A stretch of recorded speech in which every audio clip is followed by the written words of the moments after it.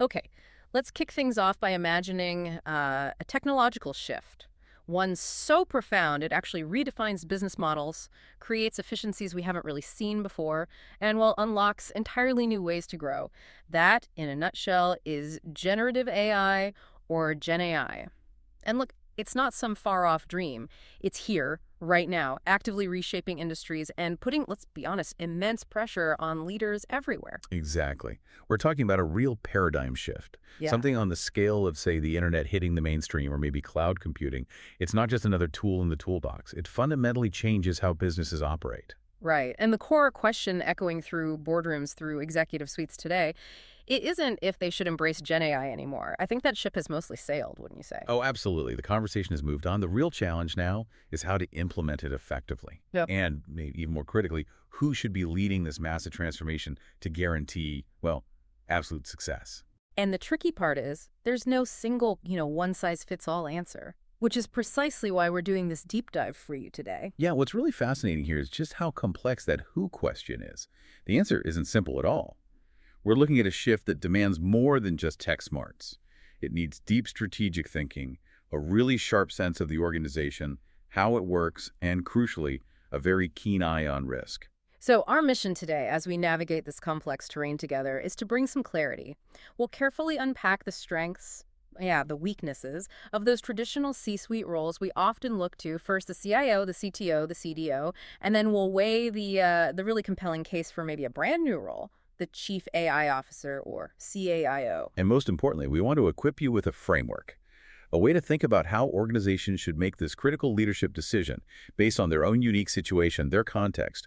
We want to help you understand that intricate dance of leadership that's required to actually succeed with Gen AI, to turn all that potential into real, tangible value. I agree wholeheartedly. This isn't just like picking a title out of a hat, is it? It's a foundational decision.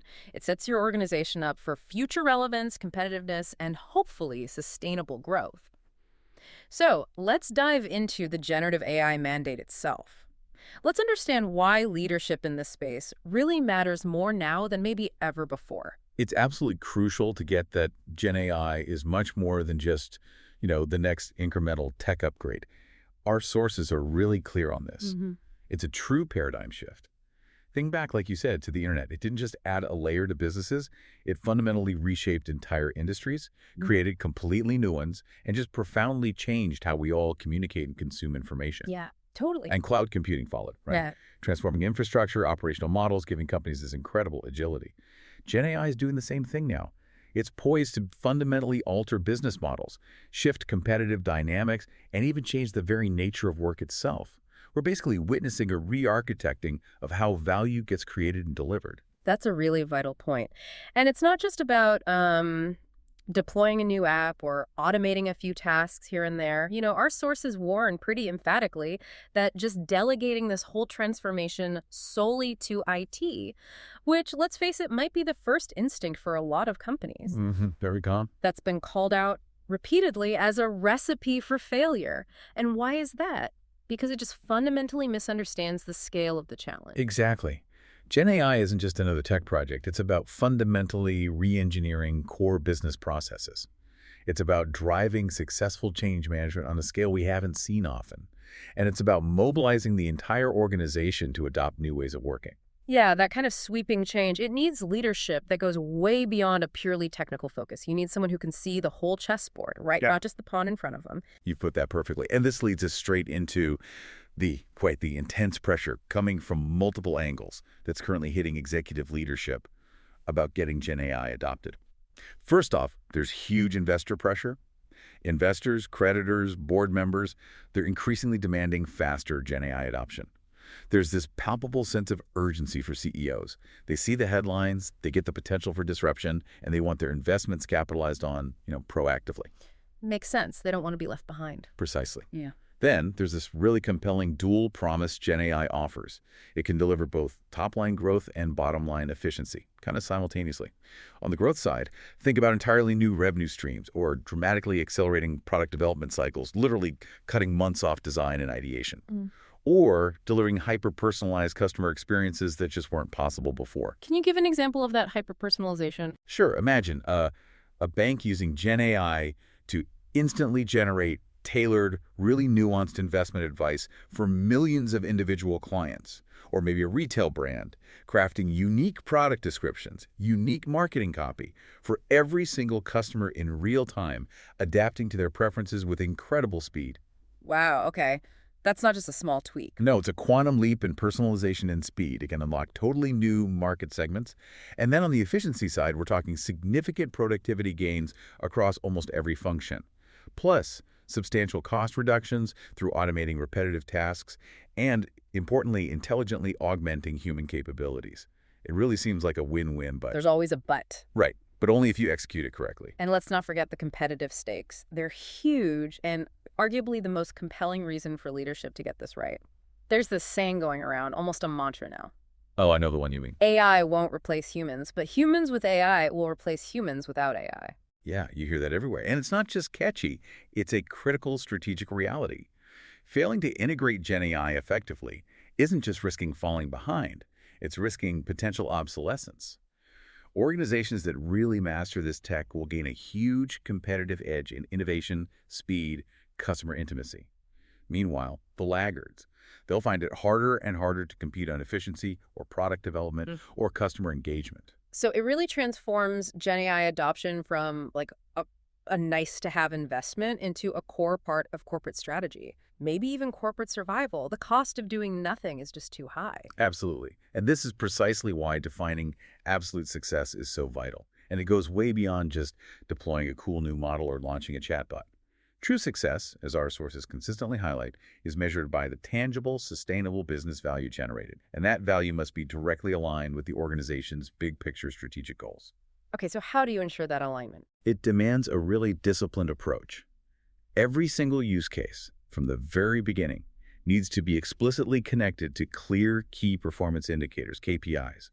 Whether the goal is boosting operational efficiency by X%, or generating Y dollars in net new revenue, or enhancing customer experience by Z metrics, whatever it is, the objectives and how you measure them have to be crystal clear up front. And achieving that level of success, it demands a holistic strategy, right? Right. Much more than just the tech itself. Definitely. First, you need a clear data strategy, because high-quality, well-governed data is the absolute essential fuel for any GenAI system. Without a robust, clean, accessible data foundation, even the smartest AI models are going to produce inaccurate, maybe biased outputs. Garbage in, garbage out, amplified. Right, the data is key. Foundational. Then there's the indispensable need for robust governance and guardrails. The risks with GenAI inaccuracies, hallucinations, inherent biases, data privacy breaches, security vulnerabilities, they're substantial. They can carry huge reputational and financial costs. So you need rules of the road. Exactly. A comprehensive governance framework covering ethical guidelines, compliance protocols, risk mitigation. It's absolutely necessary for responsible, ethical deployment. And a huge piece of that holistic strategy, one that maybe gets less attention than the shiny tech, is workforce enablement. Oh, massively important. Integrating GenAI means a significant investment in upskilling and reskilling your current workforce. Success really hinges on fostering a culture that embraces AI as a collaborative partner, not, a threat. How do you do that? It involves equipping employees with the skills to effectively prompt, supervise, leverage these new tools.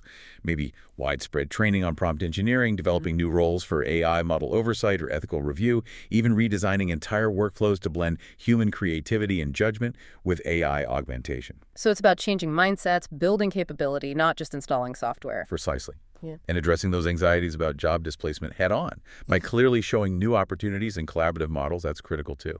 Indeed. This holistic view, it completely reframes the whole leadership question, doesn't it? The challenge isn't just finding someone who can manage a tech project. Not at all. It's finding a leader who can orchestrate this complex, enterprise-wide business transformation. Someone who can seamlessly integrate the technology, the data, the people, and the processes. It's like a multidimensional puzzle. So what does all this mean for leadership then? The intense market hype around GenAI, it often creates this reactive urge in companies to immediately appoint someone to answer the who before they've even fully figured out the why. That's a fundamental strategic error our sources point to. It's the classic cart before the horse scenario. And the research backs this up. There's often a significant disconnect between how much companies invest in GenAI and the value they feel they're getting back. Really, CEOs are unhappy. Reportedly, yes, many are unhappy with the returns on their AI initiatives, and this dissatisfaction often stems directly from that failure to first establish clear business-driven objectives for GenAI, successful implementations. They're invariably rooted in well-defined use cases that clearly align with the overall business strategy and have clear success metrics attached. So the first act of leadership in this Gen AI era isn't actually picking a chief. It's for the entire C-suite, with the CEO really leading the charge to define the strategic ambition for Gen AI first. The who has to follow the why. That vision is your North Star, absolutely. Without that clear strategic foundation, any leadership choice, no matter how promising they seem, is built on shaky ground. It's just prone to misdirection. Okay, so diving deeper into this. Once that strategic ambition is crystal clear, the natural next step is to look at the leadership roles we already have in the C-suite. But with something as uniquely disruptive as Gen AI, do these traditional hats, do they really fit? Or do they come with some unexpected holes that could undermine success? Let's start by evaluating the Chief Information Officer, the CIO, often seen as the steward of internal transformation. Right. This CIO. Traditionally, they're the master of the company's internal tech world. They're responsible for the stability, the security, the efficiency of all the IT infrastructure that keeps the business running: networks, servers, applications, databases. Their world includes managing IT budgets, handling vendor relationships, and making sure tech systems effectively support and streamline those internal business processes. They are essentially the architects of operational robustness. And when you think about Gen AI, the CIO certainly brings some pretty formidable advantages to the table, don't they? For one, there's the whole foundational infrastructure piece. Huge. Enterprise-scale GenAI applications, they demand a really robust, secure, highly scalable IT infrastructure, something that can handle massive compute loads for model training, for inference. The CIO is uniquely positioned to build and manage this critical foundation, making sure the underlying compute, storage, network resources can handle the intense demands of AI. They keep the lights on, make sure the engines run at full power, ensure the data flows. That's especially tricky with GenAI's unpredictable, sometimes bursty demand. Yeah, good point. And their expertise in business process integration seems invaluable too. A major immediate application of Gen AI is automating internal workflows to drive efficiency, productivity. Definitely. The CIO's deep cross-functional understanding of existing business processes and the complex systems supporting them makes this role a natural fit for leading initiatives focused on operational efficiency. They're often best equipped to spot those friction points in current workflows where GenAI can deliver the biggest, most measurable impact, and hopefully help reimagine processes, not just tweak them. Plus, their expertise in cybersecurity and risk management, usually working closely with the CISO, the Chief Information Security Officer, that's indispensable, right? Especially given the new complex security vulnerabilities Gen AI introduces, like prompt injection or model poisoning. Absolutely critical. However, as you hinted, there are inherent weaknesses and risks too. The CIO's traditional mandate is mainly inward-looking, focused on optimizing internal operations, ensuring stability. That perspective can be a real liability if the main strategic goal for GenAI is driving external, customer-facing product innovation or creating new business models or disrupting the market. The CIO might just lack that market-facing, product-centric mindset needed for those kinds of outward-looking goals. It's like asking an excellent internal mechanic to design a Formula One car for external competition. That's a great analogy. Yeah. And a core function of the CIO is ensuring operational stability, reliability, security across the whole IT landscape. This naturally fosters a culture of risk mitigation, cautious, incremental change. Which is prudent normally. Prudent, yes, but it can be fundamentally at odds with the experimental, agile, maybe even fail-fast approach, often needed to foster breakthrough innovation in AI. Plus, in many established companies, the CIO is often swamped with the huge task of maintaining and modernizing legacy IT systems, dealing with technical debt that might go back decades. Right, just keeping the lights on. Exactly. The keeping the lights on duty can divert critical focus, budget, and top talent away from forward-looking strategic GenAI work. It's like being asked to innovate while simultaneously fixing every leaky faucet in a 100-year-old building. Okay, that paints a clear picture.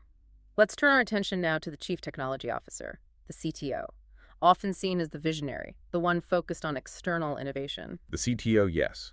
Typically, they're more externally focused, charged with scanning the tech horizon, harnessing emerging innovations to drive product development, R&D, and long-term competitive advantage.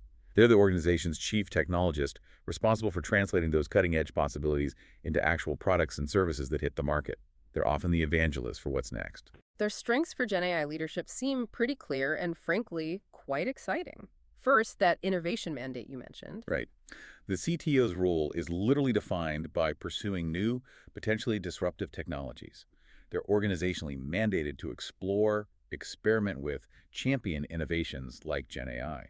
That makes them a natural leader for driving an ambitious AI agenda, one that pushes boundaries. If your goal is to be a first mover or a market disruptor with GenAI, the CTO is often your first thought. And their focus on product and customer seems like a perfect fit for certain strategies. For companies where GenAI is core to future customer-facing products, maybe enhancing software with smart features or powering new digital experiences, the CTO's external view and deep involvement in product development seem ideal. Absolutely. They're skilled at using technology to enhance customer offerings and create market differentiation. Plus, they often oversee the engineering, R&D, and data science teams. That gives them direct command over the technical talent needed to build, fine-tune, deploy sophisticated Gen AI models. It also makes them a magnet for attracting top AI experts who want to work on the really cutting-edge stuff.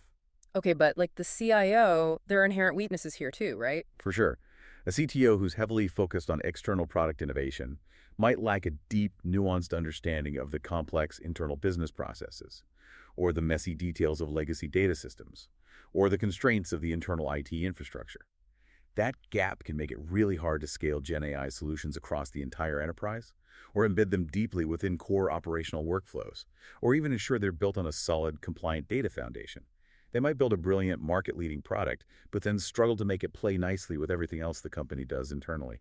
That makes perfect sense. Creating islands of innovation isn't the goal. And a relentless focus on the cutting edge that could sometimes lead to what our sources call shiny object syndrome. Yeah, that's a real risk.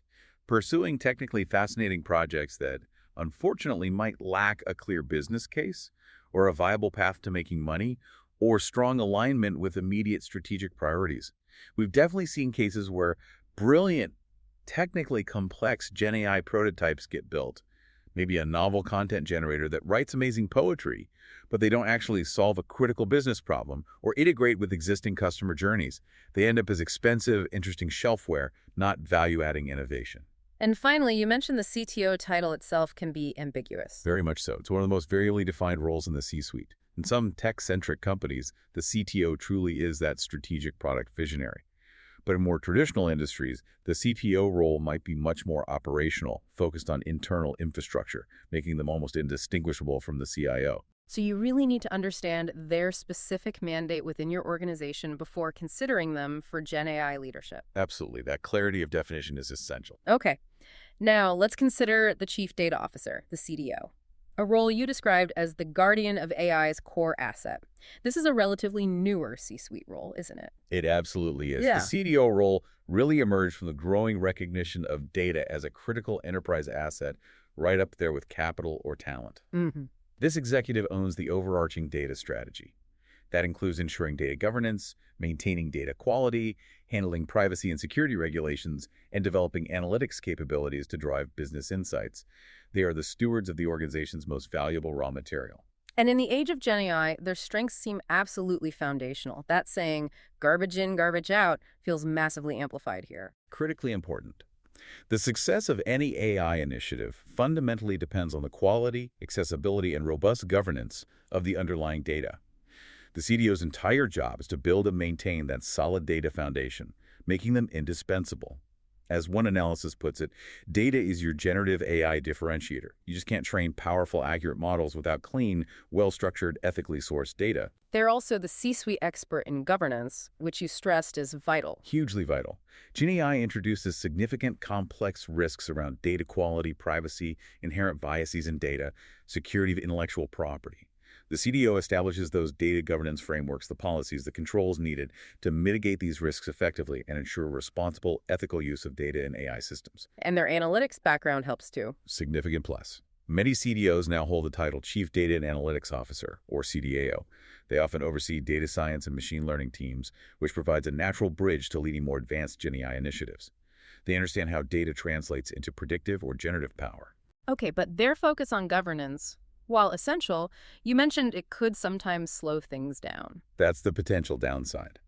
Their focus on control, while necessary, can sometimes inadvertently stifle the speed, agility, and experimentation needed for rapid AI innovation.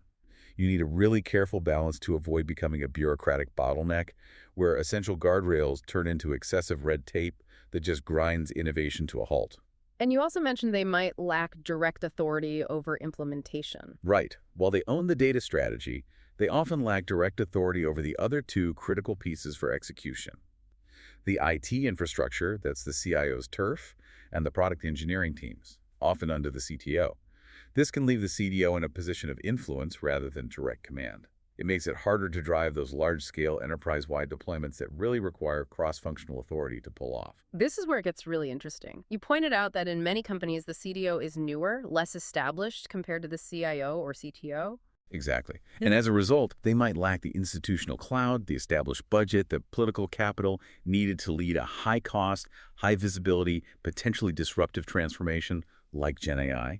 They might have the right vision for the data, but not the organizational power to fully execute the broader AI strategy. So if we step back for a second, GenAI comes along. It's an infrastructure challenge. It's an innovation engine, and it's hugely data intensive, and it just massively exacerbates the existing tensions and overlaps among these three roles: CIO, CTO, CDO. Yeah, it's like dropping a new, incredibly powerful engine into an existing complex car, and suddenly three different mechanics are arguing over who's primarily in charge of making it work. You've highlighted a key challenge there. Assigning sole leadership for GenAI to any one of them forces the organization into a really difficult set of trade-offs. Definitely. Pick the CIO. You gain stability, internal integration, ensuring GenAI works with existing systems, but you might lose out on that groundbreaking market-facing innovation.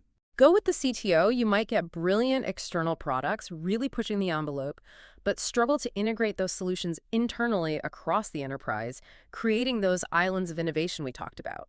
Right. And the CDO. They ensure that critical solid data foundation and governance, absolutely non-negotiable. But they may not have the power or resources to actually build and deploy at the scale GenAI often demands. So it really becomes a strategic choice about which risks you're most willing to accept.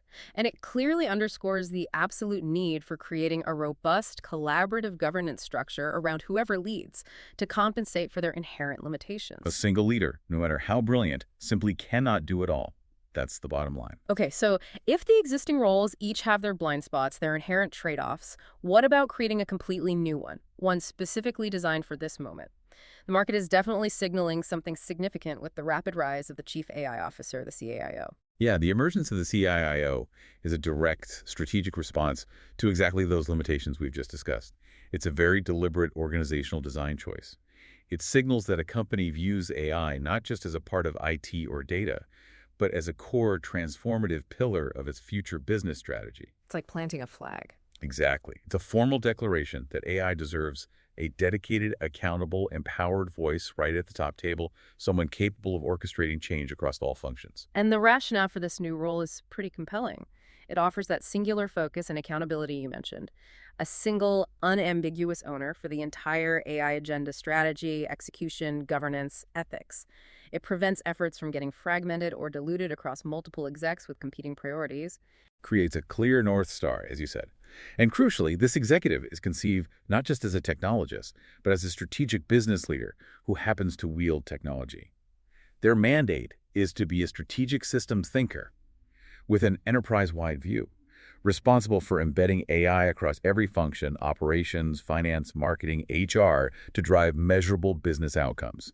This role is explicitly designed to bridge that often huge gap between what AI tech can do and what the business strategically needs it to do. They also sound like a change agent. Absolutely. They're the orchestrator of transformation, tasked with fostering an AI-first culture, driving user adoption, overcoming that inevitable organizational resistance, and managing the really complex workforce transitions that come with widespread automation and augmentation. It's definitely a role for a change agent. And it requires a truly specialized kind of hybrid expertise that must be pretty rare. Very rare. The ideal CAIO needs this unique blend. Deep technical acumen to really understand AI models and platforms, profound business strategy expertise to align everything with corporate objectives, and fluency in that complex, rapidly evolving landscape of AI ethics, risk management, and regulatory compliance. Finding that specific combination of tech, business, and governance skills all in one person isn't easy, and it's not often found completely within the traditional CIO, CTO, or CDO roles. It makes the CIO a distinct and, frankly, highly sought-after profile right now. And this isn't just theoretical, it's happening. You said the number of CAIOs has tripled. Tripled in the last 5 years, yeah, with a dramatic acceleration just since ChatGPT burst onto the scene and shifted the conversation from abstract AI to practical GenAI. We're seeing this in major corporations, GE Healthcare, Deloitte, Dell, United Health Group, and even, notably, the U.S. government-mandated CIOs for all federal agencies. The market is clearly voting for dedicated leadership here. What do they actually do? What are their responsibilities? Broad and inherently cross-functional. Typically includes developing that strategic AI vision, establishing the robust governance and risk management frameworks, attracting and retaining top AI talent, and acting as the primary advocate and champion for AI, both inside the company and externally. And where they report seems crucial too. Very crucial. Our sources really emphasize that a CAIO reporting directly to the CEO is best positioned to drive a truly strategic, cross-functional agenda. It gives them the necessary authority to influence other C-suite leaders, secure critical resources, and effectively break down those organizational silos we talked about. That direct reporting line signals just how important AI is to the entire organization. Okay, despite this compelling case, creating a CIO role isn't without potential pitfalls, right? You mentioned turf wars. Definitely a risk. Introducing a new C-suite exec with such a broad, tech-related mandate can create ambiguity. It can lead to turf wars if roles and responsibilities aren't meticulously defined right from the start. Their job can easily overlap with the CIO, CTO, and CDO, leading to friction, fighting over resources, and general organizational confusion if it's not managed proactively. There's also the risk of accidentally siloing AI, making it separate instead of integrated. That's another unintended consequence. You could end up creating an AI silo, isolating the expertise and initiatives from the core business units, which is the exact opposite of the goal of embedding AI across the enterprise. This raises an important question then. Is the CIO a permanent fixture, or is it more of a transitional role, like maybe past chief internet officers or chief digital officers? That's a really active debate right now. Some analysts argue that yes, much like those earlier roles led specific transformations, the CAIO's main job might be to act as a catalyst during this period of intense enterprise-wide change.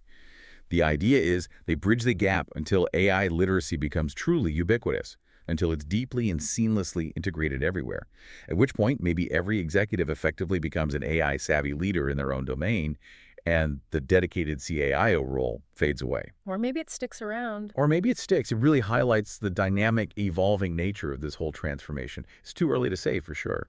And within this CIO discussion, our sources brought up two dominant archetypes, the savant and the shepherd. Can you unpack those? Sure. The savant is your innovation-driven leader. Often comes from a deep technical background, focuses on cutting-edge applications, speed, experimentation. They want to create new products, new capabilities, push the boundaries of what's technically possible. The shepherd, by contrast, is the governance-focused leader. Their priority is safe, ethical, compliant deployment. Rigorous risk mitigation, expertly navigating the complex regulatory landscape. Security, trust, responsible adoption. That's their focus. So while the best CIOs probably blend both. Ideally, yes. But the archetype an organization chooses to prioritize when hiring says a lot about their strategic intent and their appetite for risk. For instance. Well, take a highly regulated bank. Penalties for errors or ethical breaches are severe. They'd be ill-advised to hire a pure savant without incredibly strong governance guardrails already in place. They probably need more shepherd DNA. Makes sense. Conversely, a fast-moving tech startup in a less regulated space. They might find their innovation completely stifled by a pure shepherd who prioritizes control over agility and speed to market. They might lean more towards a savant. So it transforms the decision from just, should we hire a CIO, to what kind of CIO does our specific strategy, our risk profile, our industry context actually demand? It's a much more nuanced hiring decision. Exactly. Much more nuanced. Okay, so with all these options, CIO, CTO, CDO, CIO, and all these considerations, how do you actually make the right leadership choice for your organization? This is where the rubber meets the road, right? This is it. And it comes down to a multi-criteria decision framework to help assess your unique situation.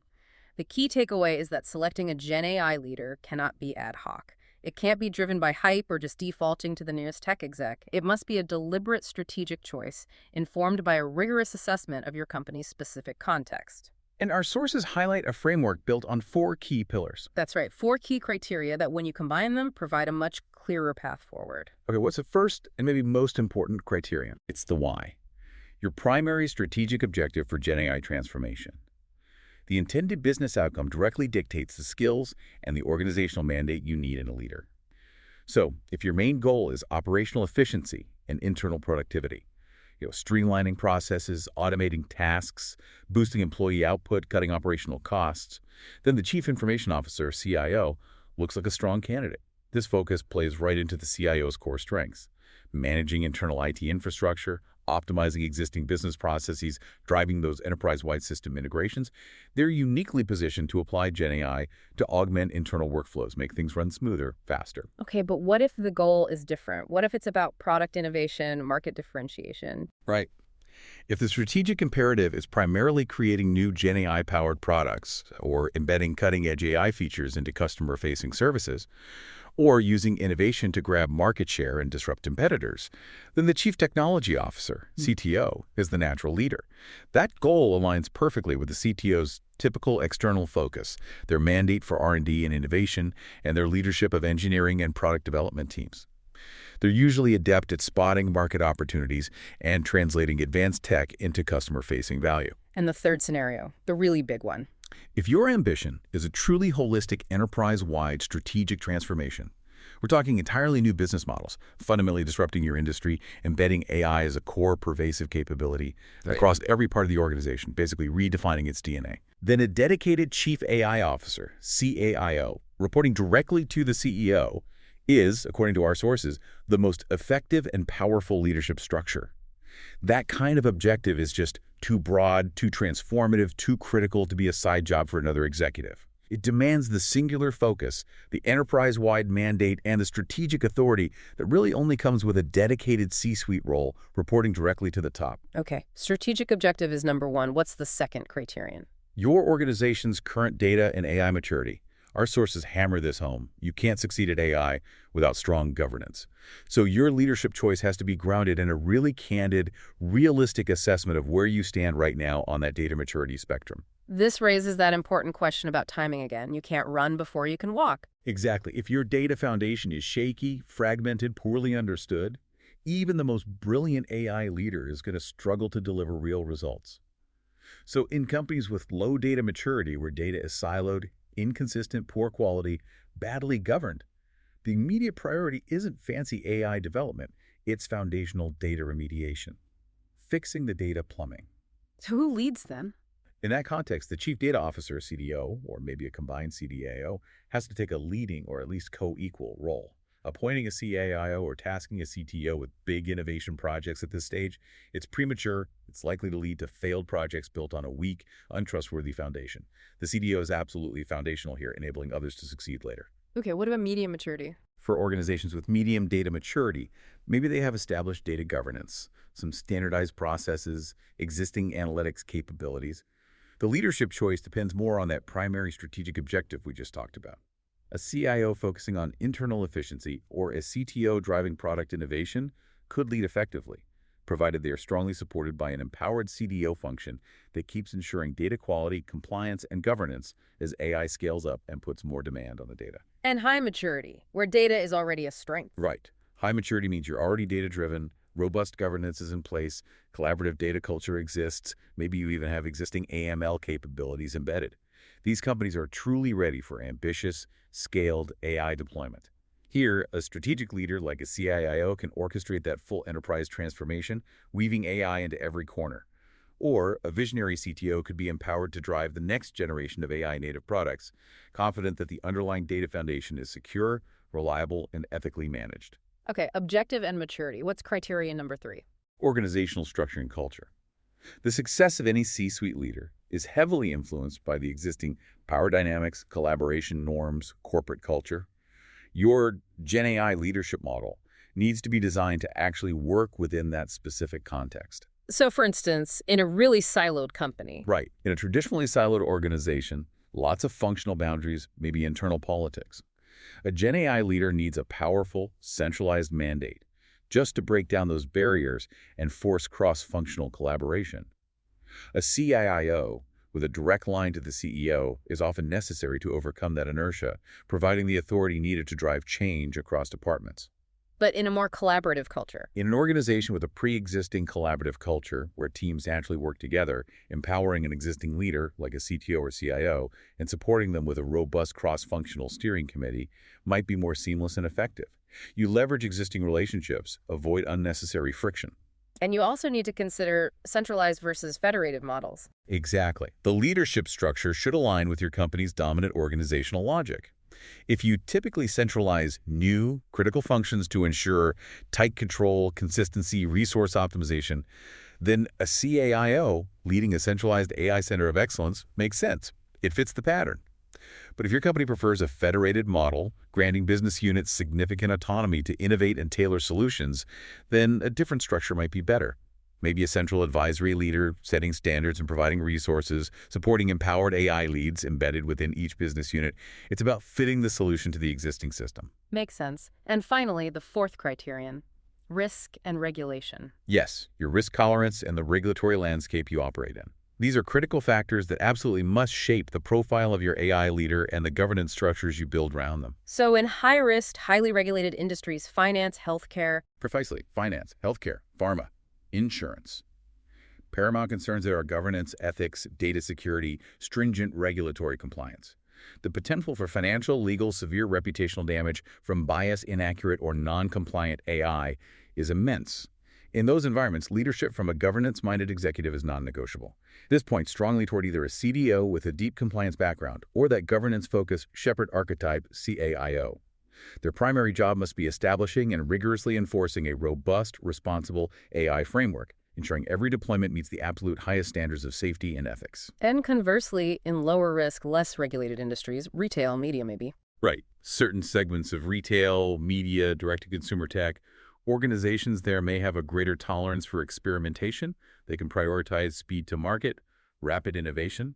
In these cases, leadership from an innovation-focused savant, CAIO, or maybe a visionary, product-oriented CTO could be more appropriate.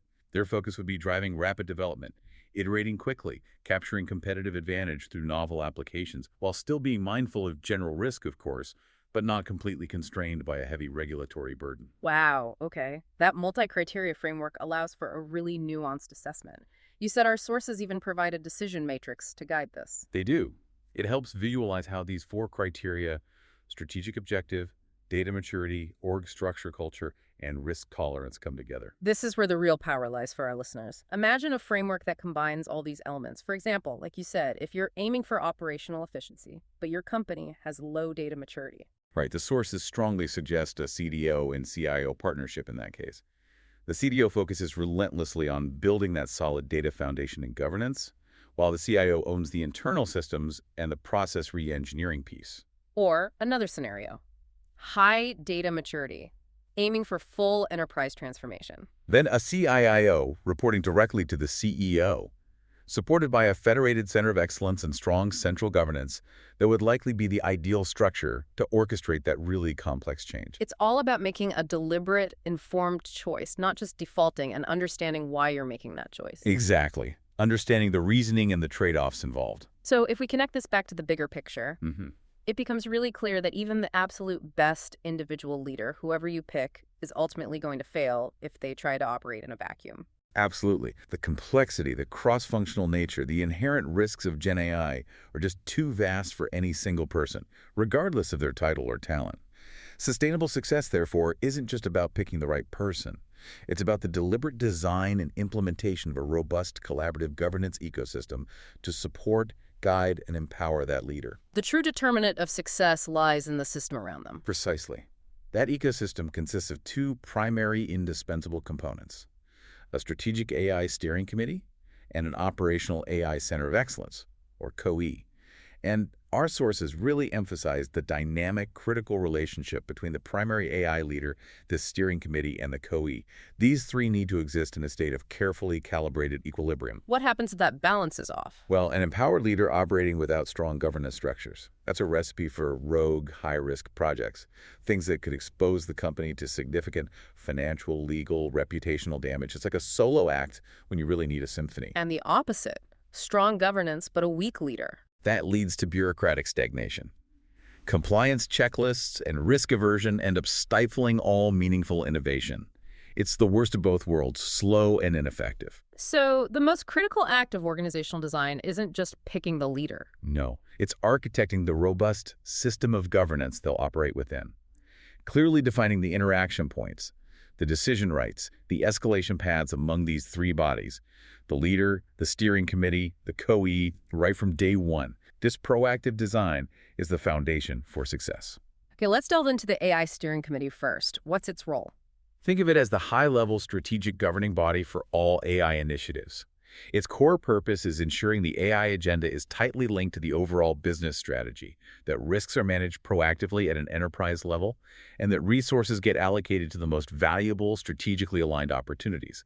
It's the ultimate forum where strategic direction gets set, and where those often competing interests, technology, business units, legal, ethics, come together to make unified decisions. Who should be on it? To be truly effective, it must be cross-functional, composed of senior leaders who have the authority to make binding decisions for their areas. Membership should include the primary AI leader, of course, but also heads of key business units impacted, the CFO for financial oversight, the chief legal officer for regulatory and IP risks, the chief compliance or risk officer for ethics and risk appetite, and even the chief human resources officer for the workforce transformation and talent pieces. You need that comprehensive, integrated perspective. And their responsibilities are broad. Quite broad. Formally approving the enterprise AI strategy and reviewing it periodically. The critical task of prioritizing and allocating resources, making tough funding decisions based on strategic value. Establishing the enterprise-wide AI governance framework, defining the company's risk appetite for AI, ensuring adherence to ethical principles, and finally, acting as the ultimate referee for cross-functional conflicts or disputes that inevitably pop up. It's truly the strategic brain trust. Okay, that's the steering committee. Then we have the AI Center of Excellence, the COE. How does that fit in? While the steering committee sets the strategic what and why, the COE provides the operational how. It's a dedicated team of experts tasked with accelerating AI adoption, spreading best practices, providing shared tools and infrastructure, and systematically building AI literacy across the organization. It's literally the engine driving execution and enablement, turning strategy into real results. Does it always look the same? Or does the structure vary? The optimal structure isn't static. It usually evolves with the organization's AI maturity. A centralized model is often best for companies in the early stages. It consolidates scarce AI talent and resources into one team, ensures consistency, sets foundational practices, and prevents fragmented, redundant efforts everywhere, allows for focused development. But as maturity increases? As maturity increases, a federated, or hub-and-spoke model often becomes more effective and scalable. In this setup, a central hub COE keeps responsibility for enterprise-wide governance, standards, shared platforms, strategic R&D. But dedicated AI experts are embedded as spokes within the business units themselves. This lets them innovate and develop solutions tailored to their specific needs and market dynamics closer to the action. It scales innovation better while still maintaining central oversight. And what key functions does a successful COE perform, regardless of structure? Several critical things. It translates those high-level principles from the steering committee into concrete, actionable standards, think templates for model documentation, rigorous protocols for bias testing, standardized deployment checklists. It also facilitates technology enablement and shared services, evaluating and managing common AI platforms, tools, infrastructure to prevent everyone buying different things, reduce costs, accelerate development. Plus, it acts as the central hub for knowledge sharing and training, building AI literacy through programs, fostering a community of practice. And finally, it often drives internal innovation and prototyping, acting like an internal R&D lab for proofs of concept, de-risking new ideas before wider rollout. So by establishing this dual-structure strategic steering committee, operational COE, the company, creates the conditions for its chosen AI leader to actually succeed. It's exactly. The leader gets a clear strategic mandate from the committee and is equipped with the technical expertise, shared resources, and execution capabilities of the COE. This integrated system of leadership and governance is the most reliable path to navigating GenAI's complexities and turning its huge potential into sustainable, defensible business value. This is where it gets particularly compelling for you, the listener, thinking about your own work, your own organization. These aren't just, abstract ideas. They're actionable steps you can actually take to set yourself up for success in this Gen AI era. First and foremost, define your ambition first, then appoint leadership. Don't rush the appointment just because of market hype. The CEO, the board, the exec team must articulate a clear, specific vision for Gen AI and quantifiable goals before picking a leader. That vision is your guide. It's your North Star. And once it's defined, use that decision matrix approach for a deliberate choice. Formally apply the framework we discussed, rigorously assess your primary strategic objective, your data and AI maturity, your organizational culture, your risk tolerance. This systematic approach guides the leader's selection and, crucially, forces those important discussions about the inherent trade-offs. You understand the implications of your choice. And critically important, charter the governance ecosystem immediately and in parallel. Don't appoint the leader as an isolated event. Absolutely not. It must happen at the same time you define the mandates, membership, decision rights, interaction protocols for both the AI Steering Committee and the AI Center of Excellence. Treating governance as an afterthought, hoping it'll just form later, that's a common, often fatal mistake for GenAI initiatives. These structures are the essential scaffolding for your leader's success. Also, prioritize data maturity as foundational. If your assessment shows low data maturity, siloed, inconsistent, poorly governed data, your immediate overriding priority must be a comprehensive data transformation. That means robust data governance, significantly improving data quality, actively breaking down those data silos, building widespread data literacy. Ambitious GenAI deployment really should wait until this solid foundation is firmly in place. Building sophisticated AI on bad data leads to bad, untrustworthy results. It undermines value and trust. And finally, adopt an evolutionary approach. The best structure isn't static. Definitely not. It's dynamic. It will evolve. Plan for periodic reviews as your organization matures in its AI capabilities and as the technology itself changes rapidly. For example, you might logically start with a CIO leading a centralized COE while you're just building foundations. Later, you might evolve to a CAIO leading a federated model as AI gets more democratized and embedded, requiring distributed innovation with central oversight. Flexibility and adaptability are absolutely key. So if we connect this to the bigger picture, this intense debate around AI leadership, it's going to continue to evolve, isn't it? Undoubtedly. The Chief AI Officer role, seeing this rapid ascent now, it might solidify its position as a permanent, indispensable C-suite member in most large companies, especially in regulated or AI-centric industries. Or, alternatively, it might prove to be that transitional catalyst role we talked about, bridging a critical gap, then eventually fading as AI becomes so deeply embedded everywhere that every C-suite leader is effectively an AI leader in their own domain, fluent in its capabilities and risks. We'll see. But regardless of the specific titles that stick around, the focus of AI leadership is bound to shift. I think inevitably, yes. Right now, the emphasis is heavily on implementation, building infrastructure, developing models, driving initial adoption. But as the tech becomes more commoditized, more integrated, the leadership focus will transition to higher-order challenges. Things like sophisticated value realization at scale across the whole enterprise, complex risk management in a constantly changing threat landscape, and the continuous development of human talent to work effectively in symbiosis with increasingly capable AI systems. It moves from just building the machine to truly mastering its operation and its ethical implications. And ultimately, the long-term success of any GenAI leader, their whole program, it won't be measured by how technically sophisticated the models are, how many buzzwords they use. No, it'll be judged by the tangible, sustainable business value they create, the decisive competitive advantages they secure, and crucially, the trust they successfully build among employees, customers, regulators, society at large. The leaders who can truly master this multifaceted challenge, moving beyond just the tech to genuinely deliver value and build trust, they'll be the ones who define the next generation of corporate success. So as AI becomes more and more ubiquitous, maybe consider this. Will the most successful leaders be the ones who solely master the technology itself? Or will they be the ones who master the art of human-AI collaboration and adeptly navigate the complex ethical and societal considerations that inevitably come with it? What kind of leader does your organization truly need to not just adopt AI, but genuinely thrive in the AI-first future? That's a profound thought to leave everyone with. Thank you for joining us on this deep dive into navigating the AI C-suite and trying to figure out who should really lead this generative AI revolution. We sincerely hope this exploration empowers you to make those critical decisions with greater clarity and confidence.